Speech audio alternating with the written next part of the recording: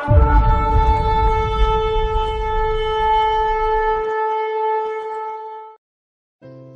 हम निर्गमन की पुस्तक में 33वें अध्याय में जाएंगे, पद संख्या 13 में। और अब यदि मुझ पर तेरे अनुग्रह की दृष्टि हो तो मुझे अपनी गति समझा दे, और यदि मुझ पर तेरे अनुग्रह की दृष्टि हो तो मुझे तेरे तरीके समझा दे, जिससे जब मैं तेरा ज्ञान पाऊं तब तेरे अनुग्रह की दृष्टि मुझ पर बनी रहे, फिर उसकी भी सुधि करके यह जाति तेरी प्रजा है। प्रभु मुझे तेरे तरीके सिखा। मूसा क्या बोल रहा है? प्रभु मुझे तेरे तरीके सिखा। प्रभु का हाथ सबको चाहिए। सब चाहते हैं प्रभु मेरे जीवन में हस्तक्षेप करे।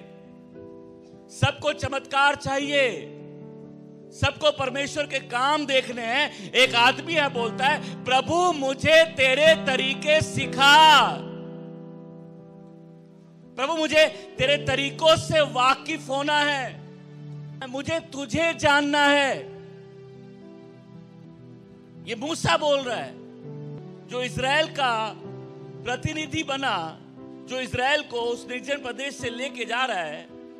यहां इज़राइल अपने बागीपन में नष्ट हो रहा है, और एक आदमी जो प्रभु की उपस्थिति में, मेरे साथ बोलेंगे उपस्थिति। मैं आपको इन 2 दिनों में उपस्थिति का मतलब समझाना चाहता हूं। यह व्यक्ति जो प्रभु की उपस्थिति में है, यह कह रहा है, प्रभु मुझे तेरे तरीके सिखा, मैं तेरे काम करने के तरीके को समझ सकूं। आप सही जगह पे हैं, फिर भी आपका जीवन बर्बाद हो सकता है अगर परमेश्वर के साथ आपका रिश्ता गहरा नहीं होता है। तो सबको उसका हाथ चाहिए, उसके तरीके लोग नहीं समझते हैं कि मैं तुझे जान सकूं। क्या एक अजनबी किसी को जानता है? कोई अजनबी बोल सकता है? कोई बोलेगा मैं आपको जानता हूं, मैं बोले मैं तो आपको नहीं जानता। जानना मतलब क्या होता है? बच्चा जब रोता है ना, तो बाप क्या करता है? बाप बोलता है ये सब समय रोता रहता है। मां क्या बोलती है? वो समझ जाती है इसको क्या चाहिए। मां बच्चे को बहुत अच्छे से जानती है, और मां बाप बच्चों के भविष्यवक्ता होते हैं। बच्चा कहां जा रहा है मां बाप बचपन में ही बता देते हैं। वो बच्चे की लैंग्वेज समझते हैं। वो बच्चा जो बोल भी नहीं पा रहा, वो उसकी मुस्कुराहट, उसका दुख, उसकी आंसू सब समझ जाएगी मां। प्रभु मुझे तुझे जानना है, तेरी भाषा को समझना है, मुझे तेरे तरीके को समझना। आज कोई बोले प्रभु मेरी मदद कर, मैं तुझसे बहुत दूर हूं, मुझे तुझे जानना है। मैं तेरे सामने कैसे आऊं, मुझे जानना है। मेरे काम तेरे सामने सही हो, मुझे तुझे जानना है। मेरे तरीके तुझे पसंद आए, मुझे तुझे जानना है। मैं जानना चाहता हूं मेरा जीवन तुझे कैसे प्रसन्न कर सकता है, मैं तुझे जानना चाहता हूं। क्या आज को यह दुआ करेगा? लेकिन मैं आपको समझाना चाहता हूं, ये जो परमेश्वर की उपस्थिति है ना, इसको हल्के में नहीं लिया जाता है। इसकी आदत भी अच्छी नहीं है। जिसको यहां चंगाई छुटकारा चाहिए, ये सब फ्री में उसकी उपस्थिति में ऐसे ही मिल जाता है। जो चंगाई छुटकारा आज आपको चाहिए, वो आपको उसकी उपस्थिति में ऐसे ही मिल जाएगा। लेकिन ये किसकी उपस्थिति है? उसकी हुजूरी, उसका प्रताप। जब परमेश्वर अपनी महिमा में कहीं प्रकट है, इंसान बदल जाते हैं। कठोर दिल विनम्र हो जाते हैं, ढीठ लोग सही हो जाते हैं। मैं बता रहा हूं, अगर यहां कोई ढीठ है, प्रभु की उपस्थिति में मत आना, मर जाओगे। तेरे तरीके, वो जो तेरा मार्ग है, मुझे उसकी परख दे, मुझे समझा, मेरी समझ को खोल, मेरे मन को सचेत कर, मुझे समझा, मैं खोज सकूं तेरी तरीके, मैं तेरे तरीकों से परिचित हो सकूं, मैं तेरे निर्देश को समझ सकूं। परमेश्वर का काम यहां बहुतों ने देखा है, लेकिन बहुत कम लोग परमेश्वर के तरीकों से वाकिफ हैं। नहीं तो आधा टाइम आप प्रार्थना करते रहेंगे कि शैतान छोड़ के जा, और मालूम चलेगा कि परमेश्वर ही आपके विरुद्ध है। मुझे पता लगाना है, मुझे ज्ञान चाहिए, मुझे समझ चाहिए, परमेश्वर तेरे तरीके क्या है, वो रास्ता क्या है। जब आप कहीं रास्ते में जाते हैं और आपको नहीं मालूम कहां पहुंचना, आप लोगों से पूछते हैं ना कि मैं इधर कैसे चलूं, बोले प्रभु मुझे वो रास्ता समझा, मुझे सिखा, ताकि, मैं ऐसा बोलेंगे, ताकि तेरे आंखों के सामने मुझ पर कृपा हो, ताकि तेरी उपस्थिति पे मुझ पर कृपा। आपको, आप समझते इस बात को, कुछ लोगों को जब परमेश्वर की उपस्थिति में परमेश्वर देखते हैं, परमेश्वर का भी चेहरा मुस्कुराता है, क्योंकि ये लोग परमेश्वर के तरीकों से वाकिफ है। आज अगर आप परमेश्वर का हाथ देखने आए तो आज आपकी दुआ बदलनी है। बोले प्रभु मुझे तेरे तरीकों से वाकिफ करा, ताकि मेरे काम तुझे ग्रहण योग्य हो, मेरा जीवन तेरे सामने सही हो, मेरे विचार तुझे पसंद आए। अरे जब दो लोगों की मिलती है ना, जब दो लोगों की बनती है ना, नहीं समझ रहा, आप नहीं समझे। कितने लोगों की शादी हो चुकी है, हाथ उठाएंगे। अगर घर में दो ढीठ लोग हैं तो लड़ाई तो निश्चित है। मतलब ढीठ का मतलब क्या होता है? अपनी सोच में पक्के। अगर एक घर में दो जन हैं जो अपनी अपनी राय को पकड़ के रखते, छोड़ेंगे नहीं, उस घर में लड़ाई निश्चित है, पक्की है। हमको लगता है परमेश्वर कोई ऐसा व्यक्ति है जिसके हाथ को हम मरोड़ सकते हैं, जिससे हम सिर्फ अपनी जरूरतें ले सकते हैं। नहीं नहीं नहीं, परमेश्वर बहुत ढीठ है, उनकी राय बदलती नहीं है, उनकी सोच बदल नहीं सकती, वो हर काम अपनी योजना के अनुसार करते हैं। अगर आज किसी को परमेश्वर के तरीके जानना है तो अपने तरीके छोड़ के उसके तरीके से उसके पास आना होगा। Hallelujah, amen, praise the Lord, hallelujah. मतलब मैं अगर मेरे तरीके पकड़ के बैठा हूं तो यही कारण है विश्वासी जीवन में 10-10, 15-15 साल लोग प्रभु को जान नहीं पाते हैं। उनकी उम्र बढ़ जाती है, विश्वास में नहीं बढ़ते, पीछे से आगे आ जाएंगे, जीवन में कुछ नहीं बदलेगा। यहां एक व्यक्ति हो सकता है जिसके जीवन में बहुत कठिनाई हो, लेकिन वो सारे लोगों के बीच में परमेश्वर के ज्ञान में बढ़ रहा है, वो परमेश्वर के तरीकों से वाकिफ हो रहा है। जो परमेश्वर को जानता है ना, वो तो तकलीफों में भी उसके हाथों को देख लेता है। आधे लोग तो मर जाएंगे आवाज सुनने के लिए, लेकिन कुछ लोग हैं अपनी परिस्थितियों में भी उसका हाथ देख रहे हैं। कुछ लोग उसके बिना बोले उसके मन की बात समझ जाते हैं। जैसे आपकी दुआ बदल जाए, प्रभु मुझे तेरे तरीकों से वाकिफ होना, मुझे सिखाइए। मेरी दुआ है कि आप आज जो सुन रहे हैं, आप उस उपस्थिति में कैसे आते वो जीवन भर के लिए बदल दे। मैं आपसे ईमानदारी से कहना चाहता हूं, क्या इस स्थान में परमेश्वर की उपस्थिति है?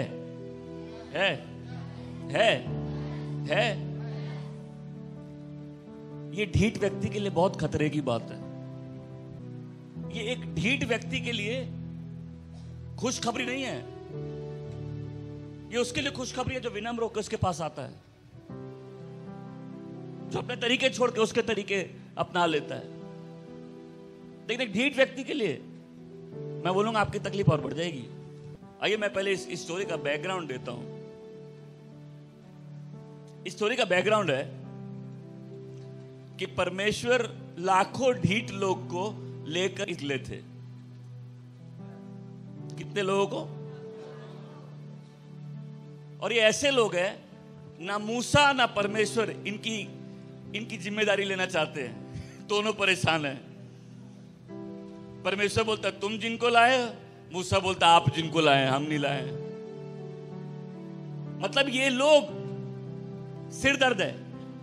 अब प्रभु बोलते हैं, निर्गमन 33 में मैं पहली पंक्ति से पढ़ रहा हूं। फिर यहोवा ने मूसा से कहा, तू इन लोग को जिन्हें मैं मिस्र देश में छुड़ा लाया हूं संग ले और उस देश में ले जा जिसके विषय में मैंने इब्राहिम, इसहाक और याकूब से शपथ खाकर कहा था कि मैं उसे तुम्हारे वंश को दूंगा। और मैं तेरे आगे एक दूत को भेजूंगा और कनानी, एमोरी, हित्ती, परिजी, हिब्बी और याबूसी लोगों को बरबस निकाल दूंगा और तुम लोग उस देश में जियो जिसमें दूध और मधु की धारा बहती है। परंतु तुम ढीठ हो, तुम हठीले हो, इस कारण से हम तुम्हारे साथ नहीं जाएंगे। ऐसा ना हो कि मार्ग में मैं तुम्हें मार डालूं। क्या आपने सुना ध्यान से? प्रभु बोल रहे हैं मेरा स्वर्गदूत जाएगा, तुमको चमत्कार मिलेंगे, तुम लड़ाई में जीतोगे, तुम दुश्मनों पर अधिकार करोगे, लेकिन मैं तुम्हारे साथ। अब मैं बताता हूं, विश्वासी ये सुन के इतना खुश हो जाएंगे कि इस पंक्ति को समझेंगे भी नहीं, उनको बस खुशी हो जाएगी कि आप प्रभु का दूत मेरे साथ जा रहा है। उनको प्रभु को महिमा मिले, हम दुश्मनों पर कब्जा करेंगे, हम जीतेंगे। उनको समझ में भी नहीं, अच्छा प्रभु नहीं जा रहे, कोई बात नहीं, उनका फेवर तो है ना। अरे परमेश्वर का हाथ तो मेरे ऊपर है ना। अब मैं बताऊं, असंख्य विश्वासों का यही हाल है। वो बड़ी खुशी खुशी प्रभु को बोलेंगे धन्यवाद प्रभु। उनकी फास्टिंग वहां खत्म हो जाएगी, ओह आपने मुझ पर दया की, क्योंकि हम सिर्फ अपना काम बनाने आए हैं और आपने वादा कर दिया काम हो जाएगा। लेकिन हम तुम्हारे साथ नहीं जाएंगे। ये मूसा ऊपर 40 दिन प्रभु की उपस्थिति में उन चीजों को लिख रहा था जो प्रभु ने लिखा। प्रभु ने बोला, प्रभु ने उस पट्टियों पे 10 नियम लिखे और इस्राएल को लगा मूसा मर गया। ये नीचे आता है और देखता है कि वो पाप कर रहे हैं, वो खा पी रहे हैं, और मूसा उन पट्टियों को तोड़ देता है। बहुत से विश्वासी प्रार्थना कर रहे हैं, प्रभु मुझे तेरा काम दिखा, प्रभु मेरे जीवन में हस्तक्षेप कर, प्रभु हमको ब्रेक थ्रू चाहिए, प्रभु हमको आपका फेवर चाहिए, हमको आपका ग्रेस चाहिए, हमको आपका हाथ देखना है। लोग परमेश्वर से लड़ रहे, प्रभु हमको आगे बढ़ना है, किसी भी हालत में बढ़ना है, बस हमको हमारा वादा पूरा देखना है। लेकिन अनुग्रह असली रूप में किस पर प्रकट होता है? वह जिसके तरीकों को परमेश्वर पसंद करता है। एक आदमी होता है परमेश्वर से सुनना चाहता है, एक आदमी होता है परमेश्वर ने कुछ बोला जवाब दे देता है, लेकिन एक आदमी होता है जो परमेश्वर से नेगोशिएट करता है। स्तर होते हैं ना, स्तर होते हैं। एक आदमी होता है सुन सकता है, चलो। दूसरा स्तर है, एक आदमी है सुनता है, जवाब दे देता है। तीसरा स्तर है, एक आदमी का कद है परमेश्वर के सामने कि वो परमेश्वर से नेगोशिएट कर सकता है। और ये साइन है कि ये आदमी परमेश्वर के करीब है। ये साइन है कि ये आदमी परमेश्वर के करीब है। क्यों? क्योंकि ये खाली सुन नहीं रहा, यहां सुनना और बोलना नहीं हो रहा, यहां नेगोशिएशन भी होती है। कितने विश्वासी हैं इनको प्रार्थना का जवाब मिल जाए दोबारा जाएंगे ही नहीं। बोलो चलो लोग काम हो गया। मूसा क्या बोलता है? मैं पद संख्या 14 से 16 में पढ़ता हूं। यहोवा मूसा को बोल रहे हैं, मैं आप चलूंगा और मैं तुझे विश्राम दूंगा। और उसने कहा, यदि तू आप ना चले, हमें यहां से आगे ना ले जा। ये कैसे जाना जाए कि तेरे अनुग्रह की दृष्टि मुझ पर और अपनी प्रजा पर है? क्या इससे नहीं कि तू हमारे संग संग चले, जिससे मैं और तेरी प्रजा के लोग पृथ्वी भर के सब लोगों से अलग ठहरे? मूसा बोल रहा नहीं, ये जो चीज आप दे रहे हैं, आपके बिना हम इसको आशीष नहीं बोलेंगे। आपकी उपस्थिति के बिना इस ब्रेक थ्रू को हम आशीष नहीं बोलेंगे। कितने लोग परमेश्वर की उपस्थिति से बाहर निकल के अपने जीवन में वो चीजें पाते जो उनको चाहिए। मूसा बोलता है, श्राप है मेरे लिए, हमको नहीं चाहिए, हम आपकी उपस्थिति के बिना नहीं जाएंगे। ये मेरे लिए ब्लेसिंग नहीं है। हम किसी स्वर्गदूत को नहीं जानते। जो प्रार्थना करते, प्रभु हमको स्वर्गदूत देखना है, प्रार्थना करो हमको यीशु को देखना है। ये इजराइल तो ऐसे लोग थे, खुशी खुशी मिस्र भी चले जाते। ये परमेश्वर के बिना मिस्र जाने के लिए भी तैयार थे, और ये परमेश्वर के बिना कनान जाने के लिए भी तैयार थे। लेकिन परमेश्वर इनके साथ कहीं जाने के लिए तैयार नहीं थे। मेरी दुआ है कि हम ऐसे लोग नहीं होंगे। उन्होंने अपना परमेश्वर खुद बना लिया। हम आपको जानते हैं, हम आपके स्वर्गदूत को नहीं जानते। आपके बिना हम नहीं जा रहे। हमको कहीं भी ऐसा नहीं जाना जहां आपकी उपस्थिति नहीं हो। हमको आपके बिना मत भेजिए। मूसा को मालूम था इस उपस्थिति का क्या मतलब है। ये परमेश्वर की जो उपस्थिति है, इसमें खाली अशुद्ध आत्माएं नहीं निकलती। चंगाई क्या है? चंगाई यीशु की प्रकट उपस्थिति है। चंगाई यीशु की प्रकट उपस्थिति है, उसकी मैनिफेस्ट प्रेजेंस है। लेकिन परमेश्वर की प्रेजेंस खाली वो नहीं है। परमेश्वर की प्रेजेंस एक रेस्ट की प्लेस है, एक रेस्ट की जगह है, वो एक प्रोटेक्शन की जगह है। वो कितने लोग बोलते हैं, अरे हम नाव पे थे और प्रभु यीशु भी नाव में थे, फिर भी हाय तूफान आ गया। अरे हाय तुम पे, अगर तुम्हारी नाव पे यीशु नहीं है तो तुम सड़क में मर जाओगे, तुम किनारों में मर जाओगे। लेकिन जिसकी नाव में यीशु है वो मरेगा नहीं।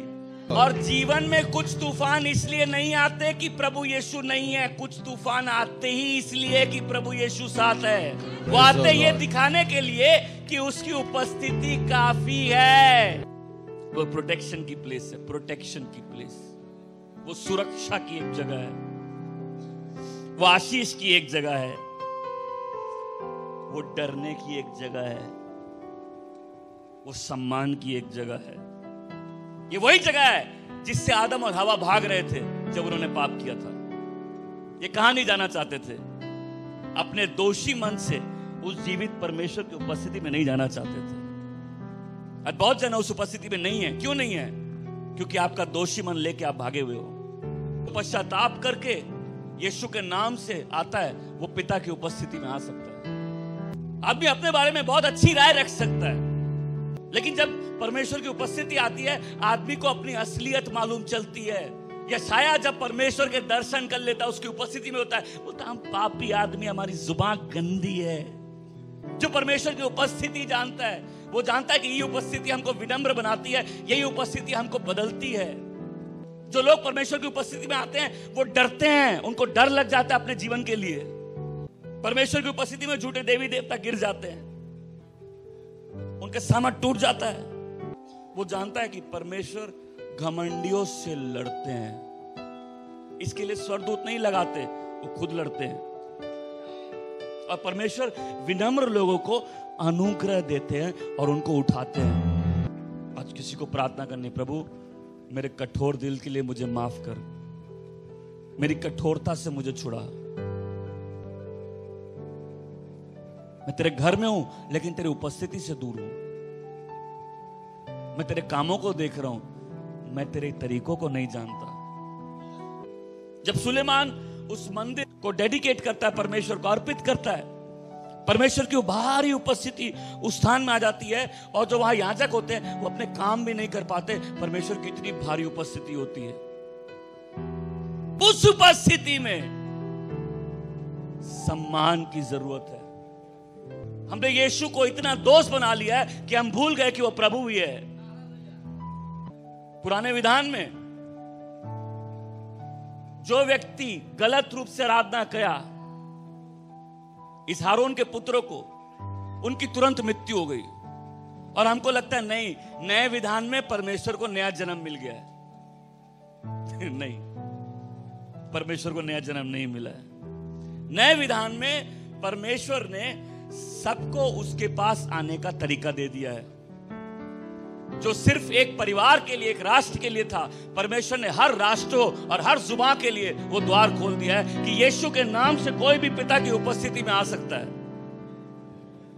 कि जितनों ने उस पर विश्वास किया, जितनों ने उस पर ईमान लाया, उसको परमेश्वर ने अधिकार दिया कि वो परमेश्वर के बच्चे कहलाए, बेटे कहलाए।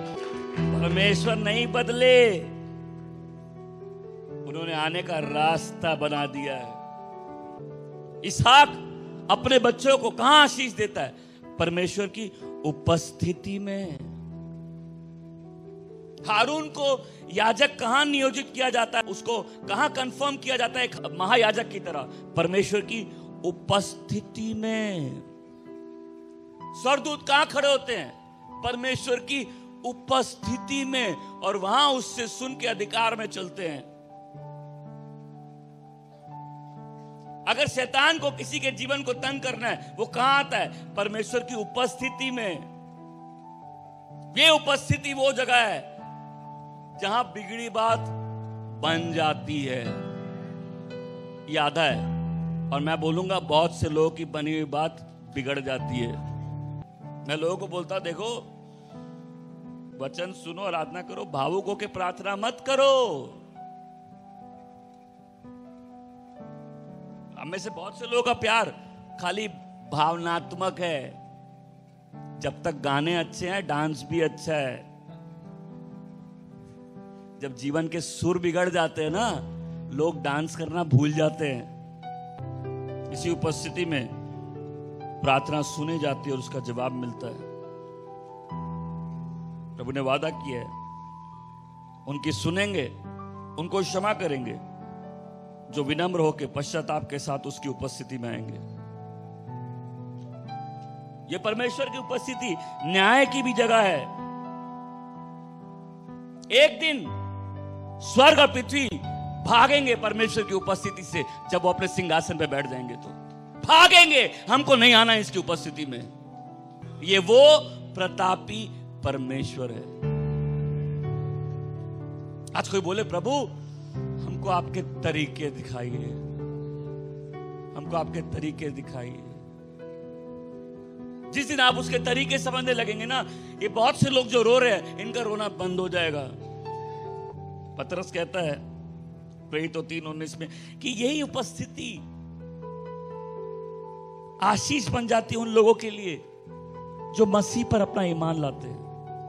उसकी उपस्थिति मतलब परमेश्वर का चमकता हुआ चेहरा, और विश्वासी उसकी उपस्थिति में जीते हैं। वो उसके सारे कर्मों को देखता है। यीशु ने वादा किया अपने चेलों को कि मैं पृथ्वी के छोर तक तुम्हारे साथ हूं। मतलब हम ऐसी कोई जगह नहीं जा सकते जहां परमेश्वर मेरे साथ नहीं है। और हाय हम पे अगर हम ऐसी जगह पे चले गए जहां प्रभु की उपस्थिति मेरे साथ नहीं है। आज किसी को बोलना, प्रभु हम आपकी उपस्थिति के बिना कहीं नहीं जाएंगे। यही परमेश्वर की अनंत काल की उपस्थिति उसके दासों के लिए आज एक मोटिवेशन है सेवा करने की। और किसी के जीवन में सबसे बड़ी तकलीफ तब होती है जब परमेश्वर किसी को अपनी उपस्थिति से काट दे। नरक में ताड़नाएं और मार वो तकलीफ नहीं है। नरक वो स्थान है जहां परमेश्वर की उपस्थिति नहीं है। मतलब परमेश्वर जो प्रतापी परमेश्वर है, जो सर्वव्यापी है वो अपनी उपस्थिति में वहां है, लेकिन उसकी वो उपस्थिति नहीं है जो कृपा लाती है। मतलब अभागा है वो जिसके शरीर से खाली प्राण नहीं निकले, मतलब जिसके प्राण खाली शरीर से अलग नहीं हुए, जिसकी आत्मा भी परमेश्वर से अलग हो गई, वो व्यक्ति अभागा है। ये अनंत काल की सजा उस व्यक्ति पे। मूसा बोलता अगर आप हमारे साथ नहीं जा रहे, हम नहीं जाएंगे, हमको आपकी उपस्थिति चाहिए। यहोवा मुझे तेरी जरूरत है,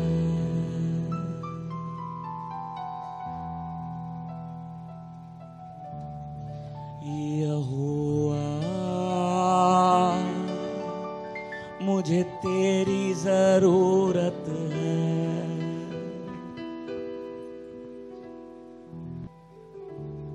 मूसा बोलता है कि अगर आप हमारे साथ नहीं जाएंगे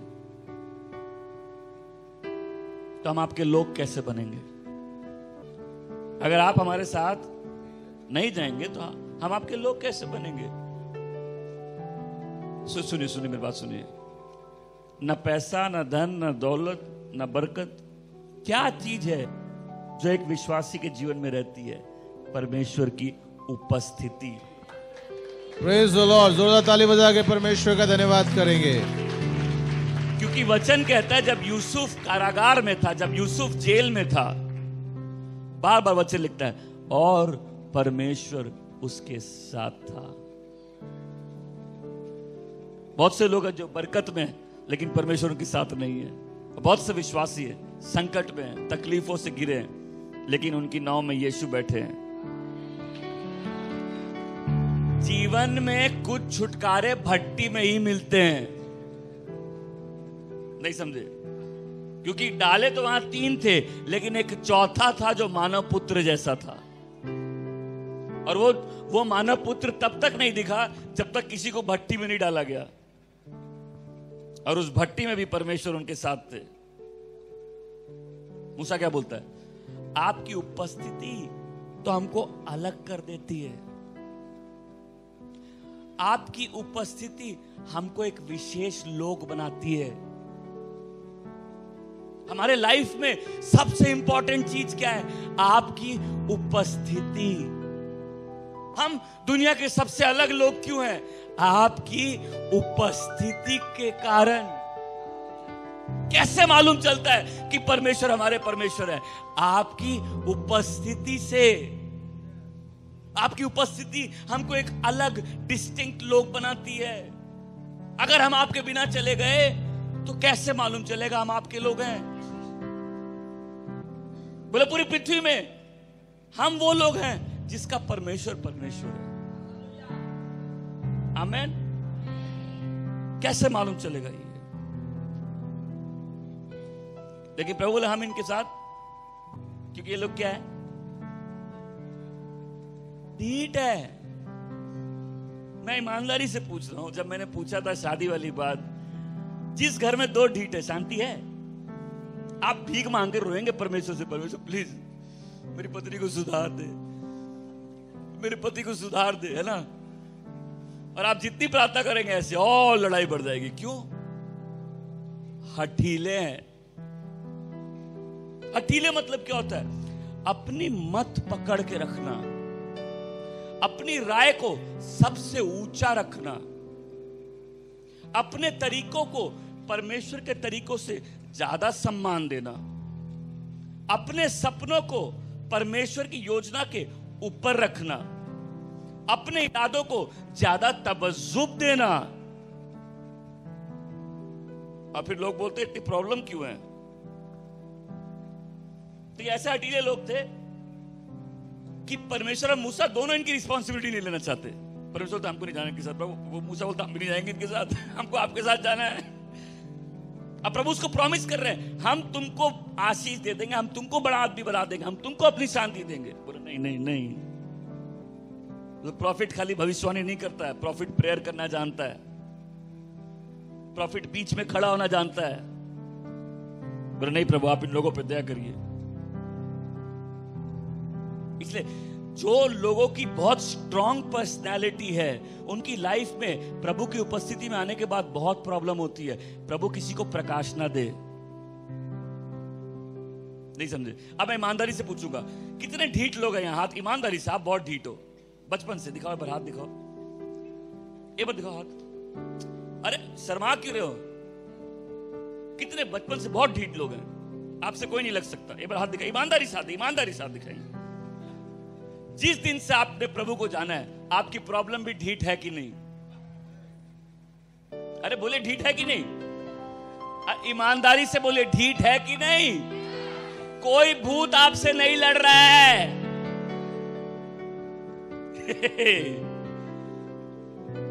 कोई वो प्रभु इतनी प्रॉब्लम आप कहां है?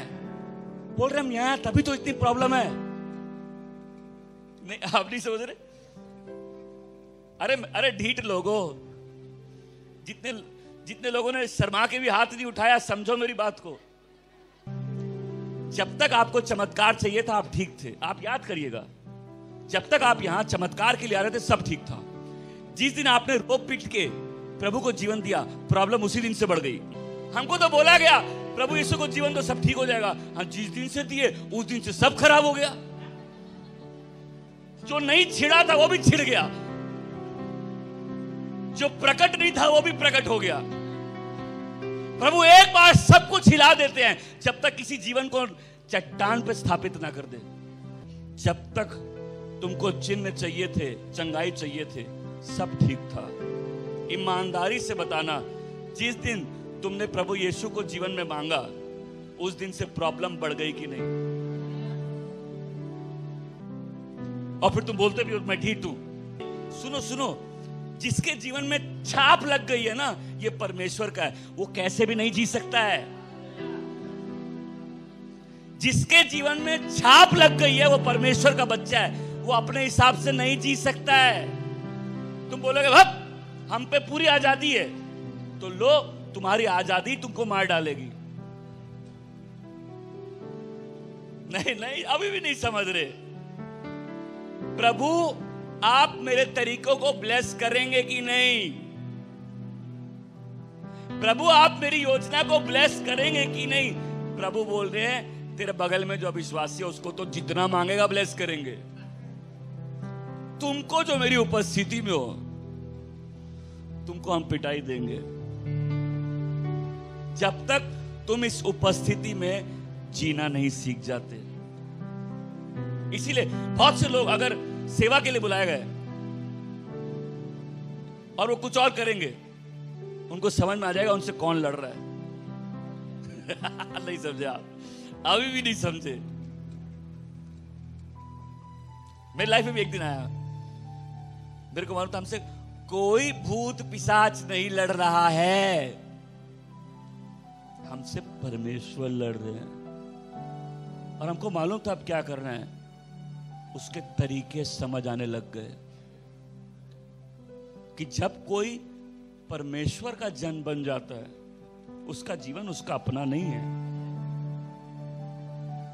ये नहीं समझ रहे।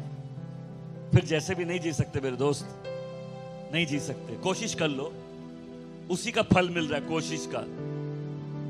मैं आपको ऐसी सी बातें समझाऊंगा, आप बोलेंगे क्या बोल रही है। मैं एक उदाहरण देता हूं। कितने लोग सालों से किसी चीज के लिए प्रार्थना कर रहे हैं, सालों से, और जवाब नहीं मिला? हाथ उठाएंगे? ये भाई ईमानदारी से उठाएंगे, हाथ उठाएंगे पर हाथ उठाइए ना। सालों से फास्टिंग प्रेयर कर ली, बहुत प्रेयर कर ली, जवाब नहीं मिला। हाथ उठाएंगे? ठीक है, हाथ नीचे करिए। जवाब तो मिल गया, आपको पसंद नहीं है।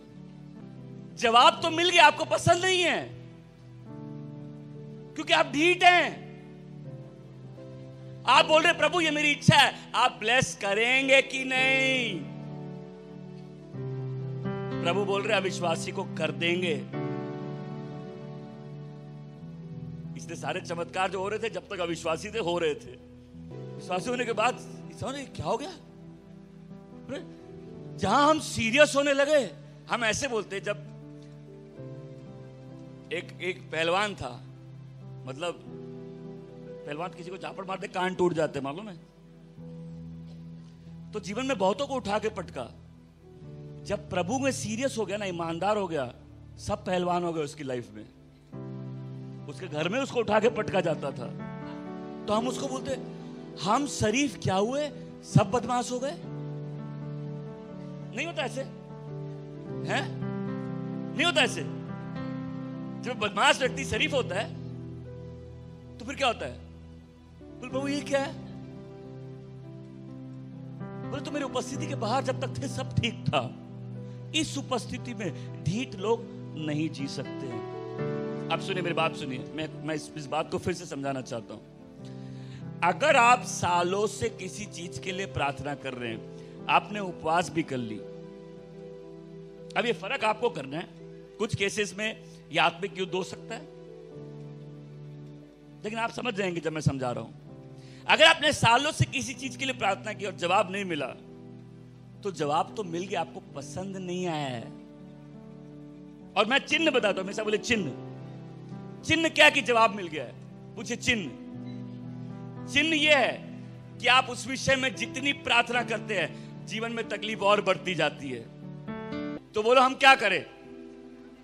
वो वाली प्रार्थना मत करो। सुनिए, मेरे को गलत प्रूफ करने के लिए पहले आप उसको बंद करिए और फिर देखिए जीवन में शांति है कि नहीं। उस दिन आपको पहली बार समझ में आएगा। अभी तक हमको उसके काम समझ में आते थे, अब हमको उसके तरीके समझ में आ रहे हैं। आमीन। अब हम उस अनदेखे परमेश्वर को अपने जीवन में देख पा रहे हैं। फिर जब लोग आके आपके जीवन की तुलना अपने जीवन से करेंगे, बोले हम तुलना के योग्य नहीं हैं। हम एक विशेष लोग हैं जो उसके दरबार में जाते हैं, जो उसकी उपस्थिति में जाते हैं। हमारी लाइफ का मार्क ही है गॉड की प्रेजेंस। मैं आशा करता हूं आज बहुत से लोग जो दुख में हैं, तुमको तुम्हारे जवाब मिले। ये शूसी नाव में जिसमें तूफान आ रहा है। अब बोले प्रॉब्लम क्या है? प्रॉब्लम है तुम मरोगे नहीं, लेकिन लगेगा जैसे मर जाओगे। क्योंकि वो मेरे जी में जी ले आता है। प्रभु आप मरने भी नहीं देते, वहां मेरे नहीं। हमारी नजर परिस्थिति पे होती है, परमेश्वर की नजर हम पर होती है। हम बोलते हैं प्रभु मेरी परिस्थिति बदल दे, प्रभु बोलते पहले तो हम तुमको बदलेंगे, बाद में सारे काम देख लेंगे। Praise the Lord, amen. Hallelujah, hallelujah. प्रभु मेरे दुश्मनों को तितर बितर कर दे, बोले पहले तो हम तुमको तितर बितर करेंगे, दुश्मन को बाद में देख लेंगे हम लोग। मेरे साथ बोले मैं परमेश्वर का हूं।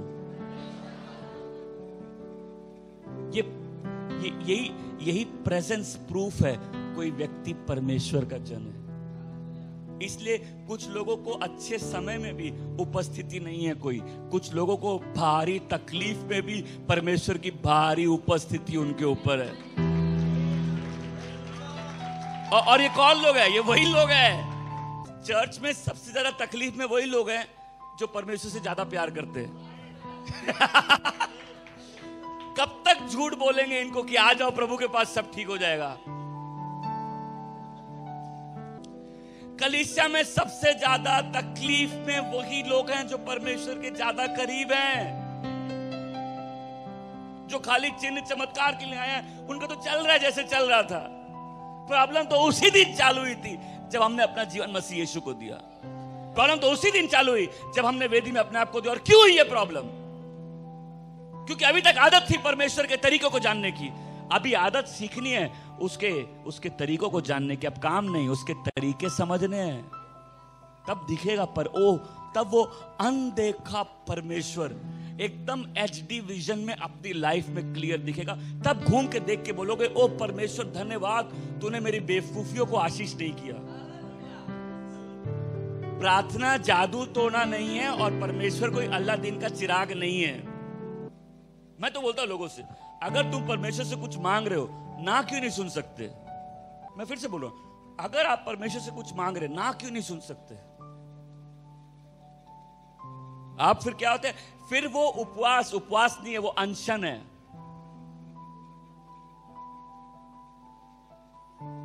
प्रभु हम 40 दिन तक अनशन करेंगे, लेकिन इस सदन में तुम्हारी कोई सुनवाई नहीं होगी। आप उपवास और अनशन में फर्क नहीं समझे। उपवास है जब हम परमेश्वर की इच्छा के अनुसार प्रार्थना कर रहे हैं। अनशन है जब हम अपने तरीकों को परमेश्वर पर थोप रहे हैं। और अनशन क्या करता है? और तकलीफ लेके आता है। अच्छा, ईमानदारी से बताइए, कितने लोगों को अभी समझ में आया कि उनकी लाइफ में बहुत सी प्रॉब्लम किस कारण से है? हाथ उठाएंगे। कितने लोगों को समझ में आया? मेरे को बोले मैं 10 घंटे प्रेयर करता हूं। बोले अच्छा, तुम्हारी प्रार्थना का जवाब मिलता? बोले नहीं। हम बोले हमको ऐसी प्रेयर करनी नहीं है। हम उस व्यक्ति से बिल्कुल भी इंप्रेस नहीं है जो बहुत ज्यादा प्रेयर करता है और उसको आंसर नहीं मिलता, क्योंकि परमेश्वर के बेटे होने का प्रूफ है कि जो परमेश्वर से हम मांगते हमको मिलता है। Praise the Lord, hallelujah. परमेश्वर के बच्चे होने का प्रूफ क्या है? कि अविश्वासी परमेश्वर के तरीके नहीं समझ सकता। विश्वासी को समझना जरूरी है, क्योंकि अब उसको नया मन मिला है, उसके अंदर परमेश्वर का आत्मा है। तो कोई बहुत प्रेयर करता है, बहुत बड़ी बात नहीं। हमको मत बताओ कितना प्रेयर करते हो, हमको बताओ क्या तुमको तुम्हारी प्रार्थना का जवाब मिलता है? और अगर नहीं मिल रहा तो वो वाली प्रेयर बंद कर दो एक बार, और देखो लाइफ में अगर शांति नहीं आती तो बताना। नहीं, अब नहीं समझ रहे। कुछ लोगों की प्रॉब्लम ही उनकी प्रेयर है, कुछ लोगों की तकलीफ ही उनकी प्रार्थनाएं हैं। इस परमेश्वर की उपस्थिति में आने के लिए इसके तरीकों को समझना पड़ेगा। तो जिसकी बड़ी स्ट्रॉन्ग पर्सनालिटी है, ढीठ व्यक्ति है, मूसा भी तो ऐसा था ना। अरे भाई, जो एक राजकुमार की तरह पला है, जिसको सारे चीजें आती है करना, घुड़सवारी से लेकर हथियार चलाना और एस्ट्रोलॉजी और सब चीज मालूम है, वो ऐसी सेवक बन जाता है। सेवक को पहले परमेश्वर 10 जगह से तोड़ते हैं, छेद करते हैं जहां से प्यार लीक कर सके। प्रभु जिसको तोड़ नहीं सकते उसको जोड़ नहीं सकते। इसलिए जब ये दशा हम पे टूटापन लाती है, तब जीवन में एक बदलाव आने लगता है। सुनो, आपने कितने लोगों ने झापड़ खाया? जीवन में झापड़ खाया? विश्वासी जीवन में एक समय होता है जब झापड़ ऊपर से आता है, और उसका चिन्ह क्या होता है? पहली बार विश्वासी को मालूम चलता है कि वो अपने आप से थक चुका है, और वो क्या करता है? वो ज्यादा बोलना बंद कर देता है। पहली बार अब वो ज्यादा प्रेयर भी नहीं कर रहा, ज्यादा बोल भी नहीं रहा है। वो परमेश्वर की उपस्थिति में पहले चुप बैठना सीखता है। नहीं, मैं बहुत बार प्रेयर नहीं करता, मैं चुप बैठता हूं, पर प्रभु की उपस्थिति में चुप बैठता हूं। हम ऐसे समझाते हैं, हमको अगर मालूम चल जाए हमको क्या चाहिए तो प्रॉब्लम ही नहीं है। प्रॉब्लम ये है कि हमको मालूम ही नहीं हमको क्या चाहिए। जब हमको मालूम चल जाएगा, हमारा कॉन्फिडेंस है कि हमको मिल जाएगा। बस हमको मालूम होना चाहिए हमको चाहिए क्या। तो जब आसमानी झापड़ पड़ता है ना किसी पे, वो पहले चुप हो जाता है। देखो, जो लोग बहुत बात करते हैं ना, वैसे बोले बहुत बात, उनकी लाइफ में देखना बहुत प्रॉब्लम है। जो लोग बहुत बात करते हैं उनकी लाइफ में क्या है? तो जब परमेश्वर ऐसे लोगों को ठीक करते हैं, पहली चीज क्या होती है? ये थोड़ा चुप हो जाते हैं।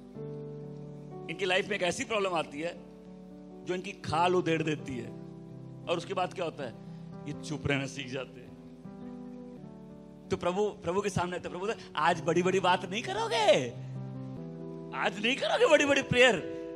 तो एक आदमी प्रेयर किया, प्रभु को जीवन दिया, बोला प्रभु मुझे सिर्फ आप चाहिए। थोड़े दिन बाद उसकी पत्नी उसको छोड़कर चली गई, उसका बिजनेस डूब गया, उसके दोस्त सब भाग गए, उसका घर बिक गया, और वो कपड़े फाड़ के रो रहा है, प्रभु ये क्या हो गया मेरे साथ? बोले तुमको खाली हम चाहिए थे, अभी हम ही है खाली।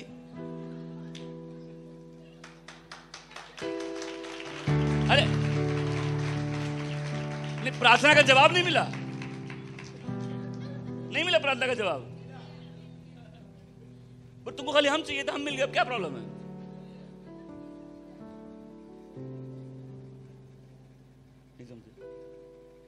इसे जब उसकी उस उपस्थिति में आज हम लोग आएंगे, जब इस वेदी की तरफ आना चालू करेंगे, समझिए उस उपस्थिति का क्या मतलब है। इसलिए उस राजकुमार को मिस्र से जो निकला था, अपनी बुलाहट मालूम थी, और वो बोला हम अपने लोगों को बचाएंगे। क्या किया? मर्डर कर दिया जाके। हम बोलते हैं मर्डर वर्डर क्यों करते हो? ये परमेश्वर पे छोड़ो ना। वो तो एक मर्डर किया, परमेश्वर तो पूरी सेना का मर्डर कर दिए। हम बोले सब मर्डर वर्डर का काम परमेश्वर पे छोड़ दो। तो क्या हुआ? वो 40 साल कहां गया? निर्जन प्रदेश में, जब तक बोलना भी भूल गया बकरी चराते चराते। प्रभु और वचन क्या कहता है?